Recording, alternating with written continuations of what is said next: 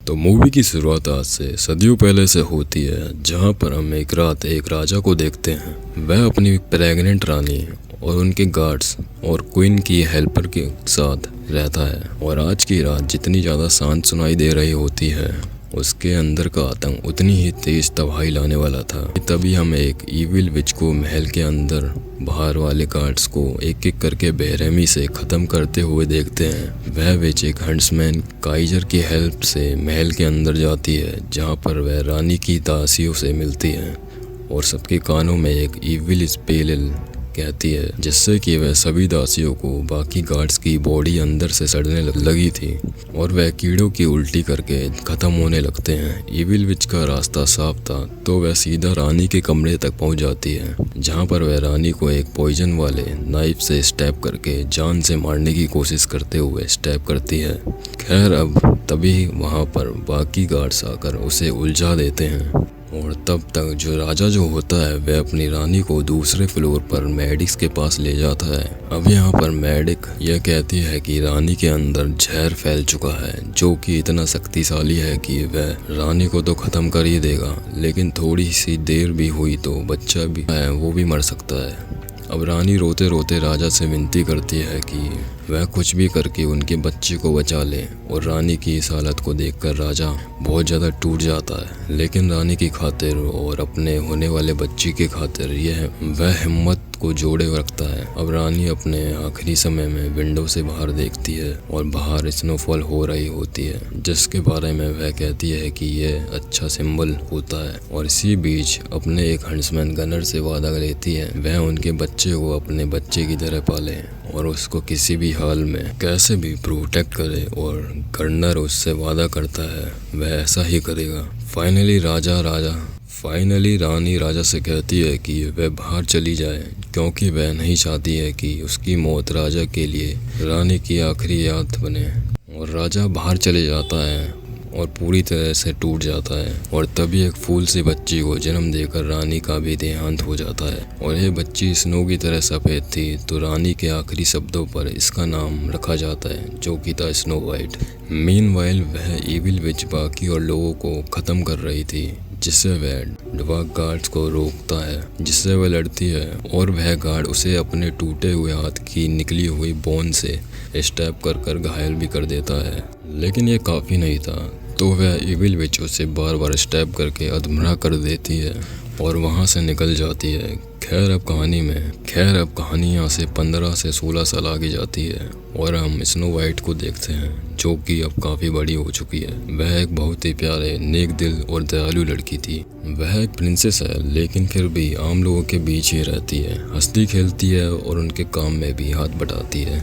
बाहर मेला भी लगा हुआ था, उसके अंदर कोई लाइव परफॉर्मेंस हो रहा था, तो वह उसमें भाग लेती है। अब स्नो वाइट को एक दूसरे डायनेस्टी के प्रिंसेस फ्लोरर पर क्रश है, और वह भी बहुत समय से, लेकिन वह हमेशा उससे बात करने का इजहार करने से डरती है और उससे कभी कुछ बताती तक नहीं है। आंखें भी चुराती है। अब उसकी जो सहेलियाँ होती हैं उसे बार बार मोटिवेशन देती है और उसे पुश करती हैं कि वह जाए और प्रिंस से बात करे, लेकिन वह कभी नहीं करती। दूसरी साइड जो फ्लोरल है वह भी उसको काफ़ी पसंद करता है, लेकिन वह भी स्नो वाइट की तरह उससे बात करने से कतराता है।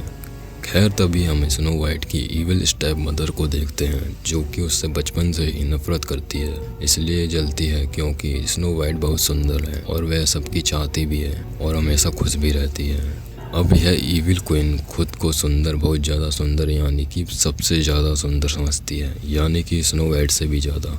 और वह अलग अलग विच को इस्तेमाल करती है, डार्क मैजिक का इस्तेमाल करके लेडीज़ को बांध कर रखती है। उसके ऊपर अलग अलग डॉक्सेस, मिक्सचर्स, पोर्शनर्स सब कुछ इस्तेमाल करती है एक्सपेरिमेंट करने के लिए, जिससे कि सुंदरता बढ़े। और इससे वह लेडीज़ काफ़ी सफ़र कर रही थी और इससे बहुत ज़्यादा सफ़र कर रही थी। उसकी स्किन झुलस जाती है, जल जाती है, सड़ भी जाती है, लेकिन कोई कुछ कर नहीं सकता था।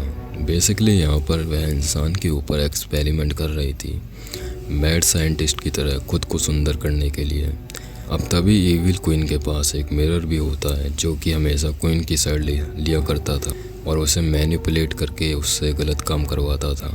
अब बाहर स्नो वाइट की सहेलियों से मोटिवेशन देकर फ्लोरर से बात करने के लिए भेजती है। और इसी दरमियान वह एक बच्चे और उसके पिता के बीच के लिए खिलौने लेने से हेल्प करती है। और उसे बच्चे की माँ काफ़ी बीमार थी और हस्बैंड के पास पैसे की काफ़ी कमी थी, तो वह छुपकर उन्हें कॉइन्स देती है ताकि वह वाइफ का इलाज करवा सके। अब जो फ्लोरर होता है यह देखकर इम्प्रेस हो जाता है और फाइनली वह दोनों बात करते हैं। खैर अब बातों ही बात में कन्फेस कर देता है कि वह स्नो वाइट को चाहता है।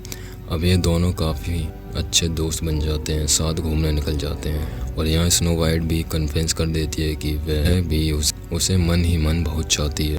अब ये दोनों थोड़ी दूर जाते हैं और यहाँ पर उसके पिता ख़त्म होने से पहले उसे लाया करते थे ताकि वह यहाँ अपनी माँ को फील कर सके। यानी कि स्नो वाइट के पिता दूसरी और सहेलियाँ अलग हो जाती हैं, जिसके पास हंट्समैन आ जाते हैं और एक लड़की को पकड़ कर ले जाते हैं। अब उस लड़की की चीख सुनकर स्नो वाइट और फ्लोरर वहाँ आते हैं और हंट्समैन का चेहरा देख लेते हैं, जो कि कोई और नहीं बल्कि काइजर है। यानी कि वही हंट्समैन जिसके साथ वह शुरुआत वाली इविल विच यहाँ पर आई थी। अब जो काइजर होता है वह स्नो वाइट से एक बात बोलता है कि जो अभी की क्वीन है यानी कि इविल क्वीन, उसे उसके जन्म के समय उसकी माँ के साथ ही ख़त्म कर देना चाहिए था, यानी कि स्नो वाइट। अब वह उस लड़की को ख़त्म कर अपने साथ ले जाता है और बाकी हंट्समैन को ऑर्डर देता है कि वह स्नो वाइट और फ्लोरर को ख़त्म कर दे। वह दोनों गार्ड से लड़कर खुद को बचाते हैं और इसी लड़ाई में स्नो वाइट अपनी एक दोस्त के साथ डार्क फॉरेस्ट में चली जाती है, जिसे गनर मिलता है जो कि उसे एक डॉर्स बोन से बना हुआ डैगर देता है, जो कि स्नो वाइट के पिता का था और अभी वह उसे प्रोटेक्ट करेगा। अब यहाँ पर फ्लोरर उस गार्ड से बचकर इविल क्वीन तक जाता है, लेकिन क्वीन उसकी एक नहीं सुनती और गनर को ऑर्डर्स देती है कि वह जल्दी से जल्दी स्नो वाइट को जिंदा वापस लाए, नहीं तो उसके थ्रोन को खतरा हो जाएगा। अब हम स्नो वाइट को देखते हैं जो कि अपनी फ्रेंड के साथ डार्क फॉरेस्ट में चली जाती है और उनको कुछ ट्री मॉन्स्टर घेर लेते हैं और उसके दोस्त को पकड़ कर ले जाते हैं। अब स्नो वाइट इससे काफ़ी डर जाती है, लेकिन यह मॉन्स्टर उसके पास आने से डर रहे थे। वह उसके डैगर को देखकर पीछे रुक जाते हैं और हट जाते हैं। और अब हम फ्लोरर को देखते हैं जो कि अपने लोगों को और दोस्तों को इकट्ठा करके स्नो वाइट को बचाने डार्क फॉरेस्ट में एंटर करता है।